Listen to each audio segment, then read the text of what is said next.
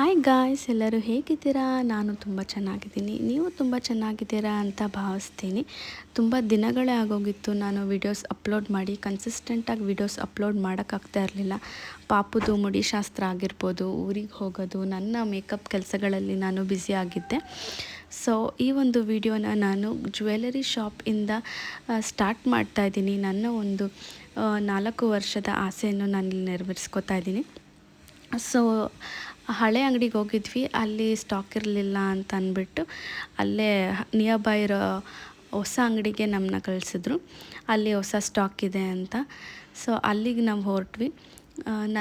ನನ್ನ ಜೊತೆಗೆ ಅಪ್ಪ, ಅಮ್ಮ, ನನ್ನ ಹಸ್ಬೆಂಡ್ ಆ್ಯಂಡ್ ಪಾಪು ಕೂಡ ಬಂದಿದ್ದರು. ಸೊ ಈ ಒಂದು ಶಾಪು ಮುರಳಿ ಜ್ಯುವೆಲ್ಸ್ ಅಂತೇನಿದೆ, ಇದೊಂದು ಅತ್ತಿಬೆಲೆಯಲ್ಲಿದೆ.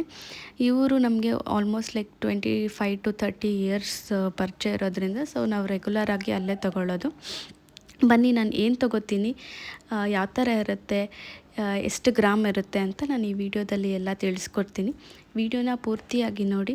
ಸೊ ಯಾರೆಲ್ಲ ಸಬ್ಸ್ಕ್ರೈಬ್ ಮಾಡಿಲ್ಲ, ವಿಡಿಯೋನ ಸಬ್ಸ್ಕ್ರೈಬ್ ಮಾಡ್ಕೊಳ್ಳಿ ಅಂತ ಕೇಳ್ತಾ ವಿಡಿಯೋನ ಸ್ಟಾರ್ಟ್ ಮಾಡ್ತಾಯಿದ್ದೀನಿ.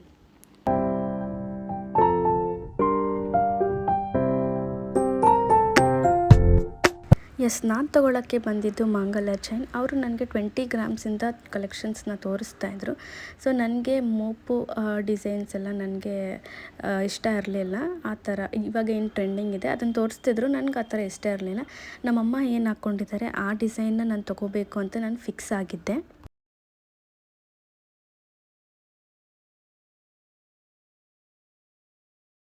ನಾನು ನೋಡಿದ್ದು ಸೊ ಇದ್ರ ಮೇಲೆ ಕಣ್ಣೋಗಿದ್ದಾನೆ ಇವಾಗ ಮಾತಾಡ್ತಿರ್ಬೇಕಾದ್ರೆ. ಇದು ಅನ್ಕೊಂಡಿದ್ದು ಬಂದು ನೋಡಿದ್ದು ಈ ಡಿಸೈನ್, ಅನ್ಕೊಂಡಿದ್ದು ಈ ಡಿಸೈನ್ ಇದು ನೋಡಿದ್ಮೇಲೆ ಇದು ತೊಗೋಬೇಕು ಅನ್ನೋ ಥರ ಫೀಲ್ ಆಗಿದೆ. ಆದರೆ ಅದಕ್ಕಿಂತ ಇದು ಚೆನ್ನಾಗಿದೆ. ಇದಲ್ವಾ ಇದು ಚೆನ್ನಾಗಿದೆ.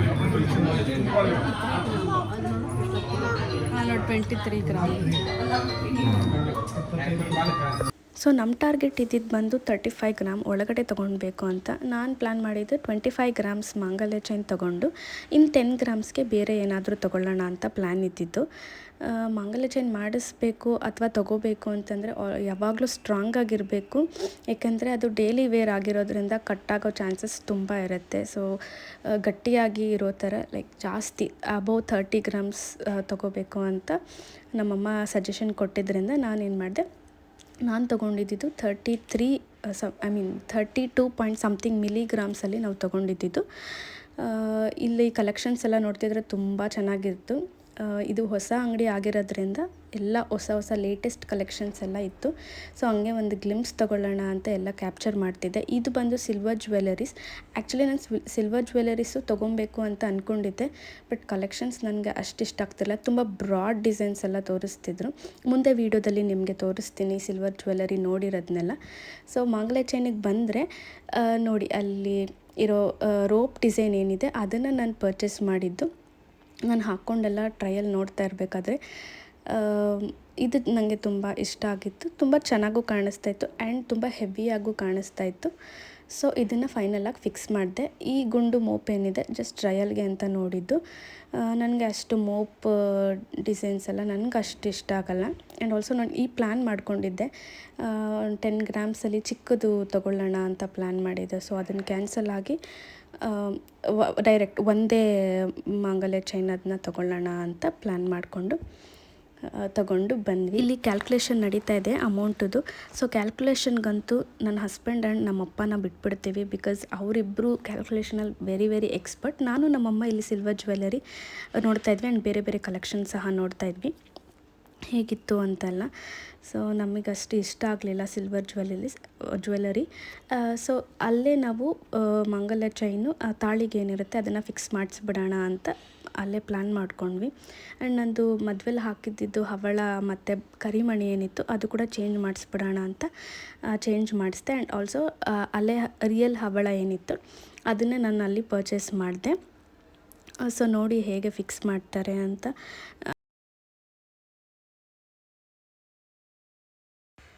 ತಾಳಿಗೆ ಲಕ್ಷ್ಮೀ ಕಾಸು ಏನು ಬರುತ್ತೆ ಇಲ್ಲಿ ನಾನು ಹಾಕ್ಕೊಂಡಿಲ್ಲ. ಸೊ ಶಂಕು ಚಕ್ರ ಅಂತ ಏನು ಬರುತ್ತೆ ಅದನ್ನು ಹಾಕ್ಕೋಬೇಕು ಅಂತ ಅಂದ್ಕೊಂಡಿದ್ದೆ. ಸೊ ಅದನ್ನು ಹೋಗಿ ಕೂಡ ನೋಡಿದೆ. ಸೊ ಯಾರೋ ಸಜೆಸ್ಟ್ ಮಾಡಿದ್ರು ಅದನ್ನು ಹಾಕ್ಕೋಬಾರ್ದು, ಹಾಕ್ಕೊಳ್ಳೋಂಗಿದ್ರೆ ಲಕ್ಷ್ಮೀ ಕಾಸು ಜೊತೆಗೆ ಶಂಕು ಚಕ್ರ ಹಾಕ್ಕೊಳ್ಬೇಕು ಅಂತ. ಸೊ ಅದು ಲಾಂಗಾಗಿ ಕಾಣಿಸುತ್ತೆ ಅಂತ ನಾನು ಅದು ಅಷ್ಟು ಇಷ್ಟಪಡಲಿಲ್ಲ. ನೋಡೋಣ, ಪ್ಲ್ಯಾನ್ ಮಾಡಿಕೊಂಡು ಮುಂದಿನ ದಿವಸಗಳಲ್ಲಿ ಲಕ್ಷ್ಮೀ ಕಾಸು ಇವಾಗ ಲೇಟೆಸ್ಟ್ ಟ್ರೆಂಡ್ ಏನಿರುತ್ತೆ ಅದನ್ನು ಹಾಕ್ಕೊಳ್ಳೋಣ ಅಂತ ಅಂದ್ಕೊಂಡಿದ್ದೀನಿ. ಹಾಗೆ ಇಲ್ಲಿ ಮುಗಿಸ್ಕೊಂಡು ನಾವು ಸಾಯಿಬಾಬಾ ದೇವಸ್ಥಾನಕ್ಕೆ ಹೋಗಿದ್ವಿ. ಸೊ ಅವತ್ತು ಥರ್ಸ್ಡೇ ಆಗಿರೋದ್ರಿಂದ ಸಾಯಿಬಾಬಾ ದರ್ಶನ ನನ್ನ ಫೇವ್ರೆಟ್ ಗಾಡ್ ಆಗಿರೋದ್ರಿಂದ ಹೋಗಿ ದರ್ಶನ ಮಾಡ್ಕೊಂಡು ಬರೋಣ ಅಂತ ಹೋಗಿದ್ವಿ. ಇಲ್ಲಿ ಅತ್ತಿಬೆಲೆಯಲ್ಲೇ ಹೊಸದಾಗಿ ಕನ್ಸ್ಟ್ರಕ್ಟ್ ಆಗಿರೋ ದೇವಸ್ಥಾನ ಇದು. ಅಲ್ಲಿ ಬಂದವ್ರಿಗೆಲ್ಲ 3-2 ಸ್ಪೂನ್ಸ್ ಏನಿರುತ್ತೆ ಹಾಲ್ದು ಅಭಿಷೇಕ ಮಾಡಿಸ್ತಿದ್ರು. ಸೊ ನಾನು ಮಾಡಿದೆ ಅಲ್ಲಿ. ನಂಗೆ ತುಂಬಾ ಖುಷಿ ಆಯಿತು ಅಲ್ಲಿ ಮಾಡಿದ್ದನು. ಆಮೇಲೆ ಪ್ರಸಾದ ಎಲ್ಲ ತಿಂದ್ಕೊಂಡು ವಾಪಸ್ ನಾವು ಮನೆಗೆ ಹೊರಟ್ವಿ. ಈ ದೇವಸ್ಥಾನ ಏನಿದೆ, ಅತ್ತಿಬೆಲೆಯಲ್ಲಿ ಯಾವುದೇ ದೇವಸ್ಥಾನ ಇರಲಿಲ್ಲ ಸಾಯಿಬಾಬಾದು. ನಾವು ಹೋಗಬೇಕಂದ್ರೆ ಚಂದಾಪುರ ಇಲ್ಲಾಂದರೆ ಆನೇಕಲ್ ಇಲ್ಲ ಹೊಸೂರಿಗೆ ಹೋಗಬೇಕಾಗಿತ್ತು. ಸೊ ಅತ್ತಿಬೆಲೆ ನಿಯರ್ ಬೈ ಅಲ್ಲಿ ಆಗಿರೋದು ತುಂಬ ಖುಷಿ ಇದೆ. ಸೊ ಅಲ್ಲೇ ಹತ್ತಿರ ಆಗಿರೋದ್ರಿಂದ ಹೋಗಿ ಬರ್ಬೋದು. ಇದು ನೆಕ್ಸ್ಟ್ ಡೇ ವ್ಲಾಗ್ ನಾನು ಮಾಡ್ತಾಯಿದ್ದೀನಿ. ಇದು ನಾವು ಸ್ಯಾರಿ ತೊಗೊಳೋಕ್ಕೆ ಅಂತ ಆನೇಕಲ್ಗೆ ಹೋಗ್ತಾಯಿದ್ವಿ.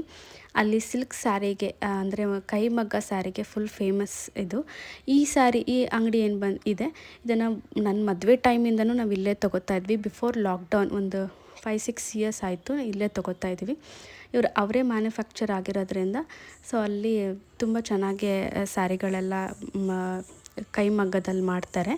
ಇದು ಆ್ಯಕ್ಚುಲಿ ನಾನು ತೊಗೋಬೇಕಾಗಿದ್ದು ರಿಲೇಟಿವ್ ಮದುವೆ ಅವ್ರಿಗೋಸ್ಕರ. ಅಲ್ಲಿಂದ ಮುಗಿಸ್ಕೊಂಡು ನಾವು ಅತ್ತಿಬೆಲೆಯಲ್ಲಿ ಕರ್ಗ ನಡೀತಿತ್ತು ಆ್ಯಕ್ಚುಲಿ. ಅದನ್ನು ನೋಡೋಕ್ಕೆ ಅಂತ ಹೋದ್ವಿ. ಹಸಿ ಕರ್ಗ ನೋಡೋಕ್ಕಾಗಿರಲಿಲ್ಲ. ಸೊ ಒಣ ಕರ್ಗ ನೋಡೋಕ್ಕೆ ಸಿಕ್ತು ನಮಗೆ. ಇದು ಆ್ಯಕ್ಚುಲಿ ನಡೆದಿದ್ದು 2 ಮಂತ್ ಬಿಫೋರ್ ಆಗಿದೆ. ನಾನು ಇವಾಗ ವ್ಲಾಗ್ ಅಪ್ಲೋಡ್ ಮಾಡ್ತಾಯಿದ್ದೀನಿ. ಯಾಕಂದರೆ ಹೇಳಿದ್ನಲ್ಲ ನನಗೆ ಹುಷಾರಿರಲಿಲ್ಲ ಆ್ಯಂಡ್ ಆಲ್ಸೋ ನಾನು ಬ್ಲಾಗ್ ಕಡೆ ಗಮನನೂ ಕೊಟ್ಟಿರಲಿಲ್ಲ. ಎಲ್ಲ ಆಲ್ಮೋಸ್ಟ್ ಕ್ಯಾಪ್ಚರ್ ಮಾಡ್ಕೊಂಡಿದ್ದೀನಿ ವೀಡಿಯೋಸ್ಗಳೆಲ್ಲನೂ. ಎಡಿಟಿಂಗ್ ಮಾಡಿ ಹಾಕೋದೊಂದೇ ಅಷ್ಟೇ ಬಾಕಿ.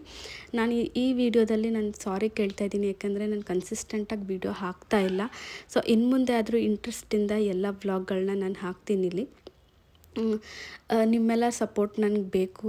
ಸೊ ಎಲ್ಲ ಸಬ್ಸ್ಕ್ರೈಬ್ ಮಾಡ್ಕೊಳ್ಳಿ, ಲೈಕ್ ಆ್ಯಂಡ್ ಕಮೆಂಟ್ ಶೇರ್ ಕೂಡ ಮಾಡಿ. ಕಮೆಂಟ್ ಹಾಕಿ ನನಗೆ ತುಂಬಾ ಇಷ್ಟ ಆಗುತ್ತೆ ಕಮೆಂಟ್ಗಳನ್ನ ಓದೋದಕ್ಕೆ ಆ್ಯಂಡ್ ಆಲ್ಸೋ ರಿಪ್ಲೈ ಮಾಡೋದಕ್ಕೆ.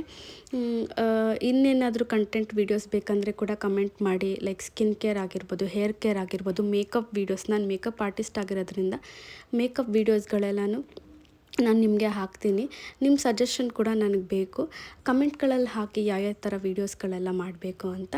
ಆಲ್ಸೋ ನನಗೆ ಐಡಿಯಾ ಕೂಡ ಬರುತ್ತೆ. ಸೊ ಅದನ್ನು ಮುಗಿಸ್ಕೊಂಡು ನಾವು ನಮ್ಮ ಮನೆಗೆ ಹೊರಡಬೇಕಾಗಿತ್ತು. ಅಂದರೆ ನಾನು ನನ್ನ ಹಸ್ಬೆಂಡ್ ಇರೋ ಮನೆಗೆ ಹೊರಡಬೇಕಾಗಿತ್ತು. ಅವತ್ತು ಯಾಕೋ ಇಂಟ್ರೆಸ್ಟ್ ಇರಲಿಲ್ಲ ನನಗೆ ಹೋಗೋಕ್ಕೆ ಅಂತ. ಸೊ ಅಮ್ಮನ ಮನೆ ಜಾಸ್ತಿ ಎಳಿತಾ ಇರುತ್ತೆ. ಅವಾಗವಾಗ ನಾನು ಜಾಸ್ತಿ ಅಮ್ಮನ ಮನೆ ಹೋಗ್ತಾ ಇರ್ತೀನಿ. ಪಾಪು ಇರೋದ್ರಿಂದ ನಾನು ಒಬ್ಳ ಕೈಲೇ ಮೇಂಟೈನ್ ಮಾಡೋಕ್ಕಾಗೋದಿಲ್ಲ ಅಂತ ಜಾಸ್ತಿ ಅಮ್ಮನ ಮನೆಯಲ್ಲೇ ಇರ್ತೀನಿ. ಆಲ್ಸೋ ನನಗೆ ಮೇಕಪ್ ಆರ್ಡರ್ಸ್ ಎಲ್ಲ ಆ ಸರೌಂಡಿಂಗಲ್ಲೇ ಬರೋದ್ರಿಂದ ನಂಗೆ ಪಾಪುನ ಬಿಟ್ಟು ಮೇಕಪ್ ಹೋಗಿ ಮಾಡಲಿಕ್ಕೆ ನನಗೆ ಈಸಿ ಆಗುತ್ತೆ. ಸೊ ಪಾಪುನ ಅಮ್ಮ ಬಂದು ನೋಡ್ಕೋತಾ ಇರ್ತಾರೆ. ಈ ವಿಡಿಯೋ ಏನು ನೋಡ್ತಾ ಇದ್ದೀರಾ, ಈ ವಿಡಿಯೋ ಬಂದು ರಿಸೆಪ್ಷನ್ ಬ್ರೈಡ್ ಆಗಿರುತ್ತೆ. ಅವತ್ತಿನ ದಿವಸ ಬುಕ್ಕಿಂಗ್ ಇತ್ತು ಬ್ರೈಡ್ದು. ಸೊ ರಿಸೆಪ್ಷನ್ ಲುಕ್ ಹೇಗೆ ಬಂದಿದೆ ಅಂತ ಕೂಡ ಕಮೆಂಟಲ್ಲಿ ತಿಳಿಸಿ. ರಿಸೆಪ್ಷನ್ ಬ್ರೈಡ್ ಪ್ಲಸ್ ಇಬ್ಬರು ನಾನ್ ಬ್ರೈಡ್ ಆ್ಯಂಡ್ ಅವ್ರ ಅಮ್ಮ ಕೂಡ ಬುಕ್ ಮಾಡ್ಕೊಂಡಿದ್ರು. ಅವ್ರದ್ದೆಲ್ಲ ವೀಡಿಯೋ ತೊಗೊಳಕ್ಕಾಗಿಲ್ಲ. ನಾನು ಇನ್ಸ್ಟಾಗ್ರಾಮ್ ವೀಡಿಯೋ ಏನಿದೆ ಅದನ್ನು ಮಾತ್ರ ಹಾಕ್ತಾಯಿದ್ದೀನಿ. ಯೂಟ್ಯೂಬ್ಗಂತ ವೀಡಿಯೋ ಏನು ಮಾಡ್ಕೊಂಡಿರಲಿಲ್ಲ ನಾನು. ಇನ್ಸ್ಟಾಗ್ರಾಮ್ದು ವೀಡಿಯೋ ಏನಿದೆ ಅದನ್ನು ಡೌನ್ಲೋಡ್ ಮಾಡಿ ಯೂಟ್ಯೂಬ್ ಹಾಗೆ ಹಾಕ್ತಾಯಿದ್ದೀನಿ. ಸೊ ಮಾರ್ನಿಂಗ್ ಮುಹೂರ್ತ ಆ್ಯಸ್ ಯೂಶ್ವಲ್ ಮುಹೂರ್ತ ಮೇಕಪ್ ಇತ್ತು ಅವ್ರದ್ದೇ. ಸೊ ಆ ವಿಡಿಯೋ ಕೂಡ ನಾನು ಇಲ್ಲಿ ಹಾಕ್ತಾಯಿದ್ದೀನಿ. ಹೇಗೆ ಬಂದಿದೆ ಅಂತ ಕಮೆಂಟಲ್ಲಿ ನನಗೆ ತಿಳಿಸ್ಕೊಡಿ. ಸೊ ಅದನ್ನು ಮುಗಿಸ್ಕೊಂಡು ನಾನು ಹಿಂದಿನ ದಿವಸ ಗೃಹ ಪ್ರವೇಶಮ್ ಇತ್ತು, ಅವ್ರದ್ದು ಬುಕ್ ಮಾಡ್ಕೊಂಡಿದ್ರು. ಸಿಂಪಲ್ ಮೇಕಪ್ ಕೇಳಿದರು. ಸೊ ಸಿಂಪಲ್ ಮೇಕಪ್ ಮಾಡಿಕೊಟ್ಟಿದ್ದೆ. ಇದು ಹೇಗಿದೆ ಅಂತ ಕೂಡ ನನಗೆ ಕಮೆಂಟಲ್ಲಿ ಹೇಳಿ. ಸೊ ಇದಾಗಿತ್ತು ನನ್ನ ವೀಡಿಯೋ. ಇನ್ನು ಮುಂದೆ ಕನ್ಸಿಸ್ಟಾಗಿ ವೀಡಿಯೋ ಹಾಕ್ತೀನಿ ಅಂತ ಹೇಳ್ತಾ ಥ್ಯಾಂಕ್ ಯು. ಬಾಯ್.